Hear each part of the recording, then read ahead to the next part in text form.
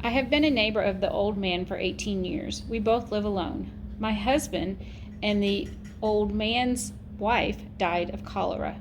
The old man and I took walks in the park twice a week until he had his heart attack. He wore a patch over one eye and said it was injured in the war. People thought we were going to get married, but it wasn't like that.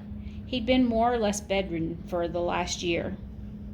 He'd hired a young man to care for him. The two were more like father and son, really. They became close very quickly.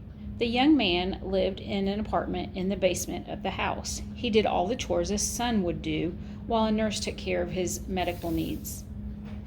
I have only been into the house a few times. It was modestly furnished, except for an old clock that was a lovely art piece. But he said it didn't always tell the right time, and he needed to have it checked. When I heard the shriek, I thought he was having another attack. But then I thought, what if there was a robber? There had been some robberies in the neighborhood, and the old man kept money hidden in the house, I knew. I waited a while, too long, deciding what to do. I went to the police rather than go over to the house myself. While I was running, I was so scared. I could hear my own heart beating, exploding in my ears.